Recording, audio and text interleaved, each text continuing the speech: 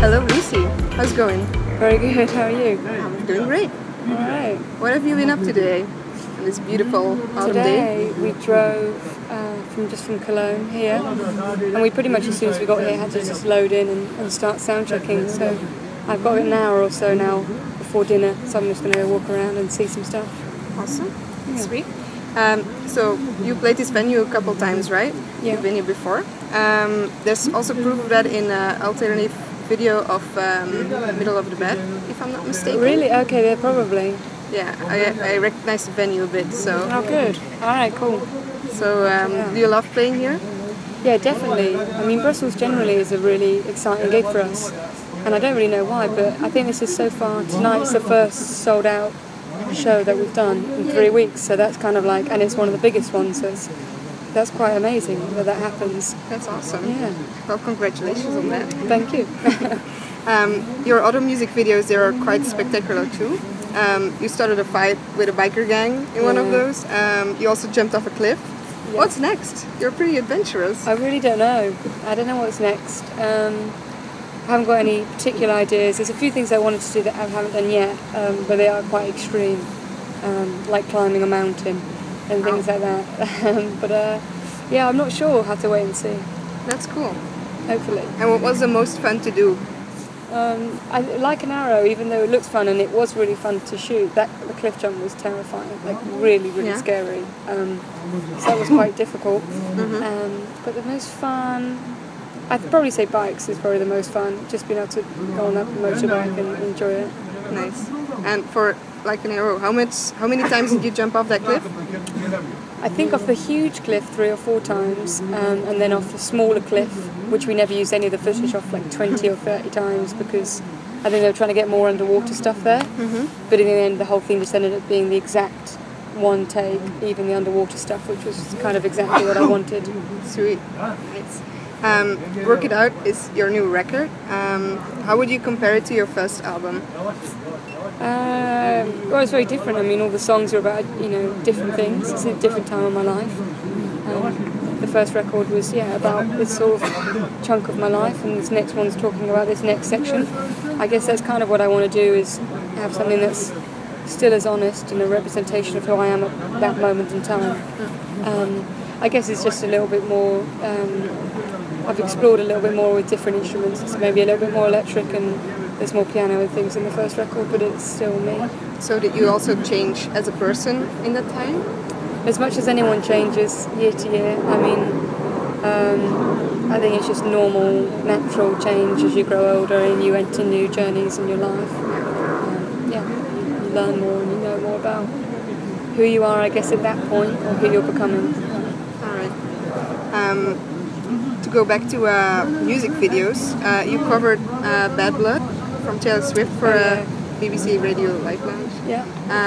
Would you like to be in that music video as well? In that music video? Would I want to be in that music video? Have you seen it? It's with all the chicks fighting, like but they've all got big, like rocket launchers. Yeah, exactly. And weapons that they're shooting at each other. I mean, it would be hard to say no if I got offered it, but just generally, I'm anti-weapons, anti-guns. I'm very boring, very polite. So maybe not. I don't know. You're rather secret nature. Yeah, probably.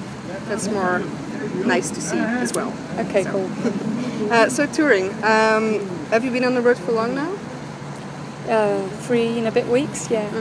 And you got plenty more to come, right? We got 4 more shows until we're back in London, and then we got another month in the UK.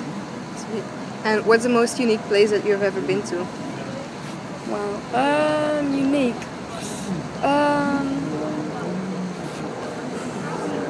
That's really tough because everywhere is totally unique to itself.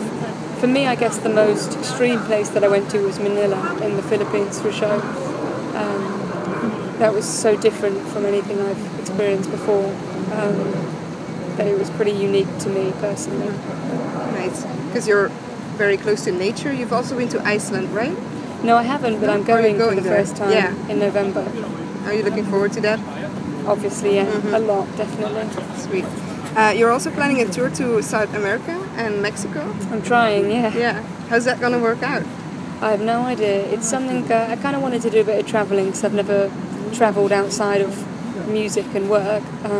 So I was going to go somewhere, and I'd always wanted to go and explore South America. And then I just felt a bit guilty that I would be there, and I get tweets every day from people saying, I'd love it if you played here and here. And I thought there's a possibility I'll be in these towns where these people are asking me to go to, and I could possibly play some songs to them, which would, I'm sure in turn, make both of us really happy. So that sort of, it would just stem from that idea of doing a little bit of both. And also I like the idea of just going and no one has to pay entry for a ticket or a gig, and I can just go to someone's living room and play their super nice thing to do. Do you think? Okay. Yeah. Well, hopefully, I've got a few people that are sort of booking me little bookshops and coffee shops, and I get to go and meet some people that genuinely care about my music. Sweet. Well, you can come and play in my living room as well. Thank you very much. It's in Antwerp, so it's not so far from here. Cool. Not so exotic, but still nice. I definitely want to visit wherever people want me. I want to be able to go there in some way. I guess it's just difficult in South America, in some of the very small, remote villages. We're very lucky in lots of places that we live, that we could travel just a little bit and there will be, our favourite band will be close. Whereas I imagine there's some people, their favourite musicians will never visit anywhere near them. Yeah. So I kind of wanted just to do that. So you also like to travel, like just in your spare time? Well, I guess so. I mean, I haven't done it, except for with music, we've done a lot of travelling. But I've never had when people go on gap years or they go and find themselves and that stuff that you do. And I'm I'm 26 years old now and I've never really done that. And it feels like it would be a good time if I've got some free time in January to do some of that travelling. But stuff, where I pay for my own money, I'd make a decision that I want to do this. Where would you go? This is South America. Yeah. Is where I want to go, but there's lots of places in South America I want to go to. Nice. Sweet. On a scale from 1 to having your own brand of tea, how British are you? I'm probably 10 out of 10 British. Yeah, because you have your own brand of tea that you sold or sell at merch. Yeah. That's cool. That's pretty unique as well. Yeah. How did you come up with that? Nothing exciting. Just I liked this particular blend of tea, which wasn't available in the UK. And I just decided to make it, and that was that. It was really a very boring story. No, it's kind of original actually, because other people have t-shirts, you have I've only got t-shirts today. I'm the boring person with just t-shirts. I've got no CDs, no tea, nothing. Too bad. I know, it's annoying. And what else would you like to sell as merch one day? Like other I'm selling, my housemate makes chocolate, he's a chocolate maker, so I was going to sell some of his chocolate on the next tour. Well, you're in Belgium, the place to be for chocolate. True. So you can get some inspiration here maybe. Yeah, maybe I'll buy a couple bars. Nice. But no other things in mind yet? Or? Not yet, no. Not yet, okay. Well, we'll get back to that hopefully later. Okay. To conclude this interview, do you have a question for the next interview I will be doing? I don't know who it will be, but to artist X, let's say, what would you like to ask them? Can be something really random. I'm trying to think of a question I would like to be asked. So this is when I realise how difficult it is to be an interviewer. I always think there's so many questions people could ask me. What would they be?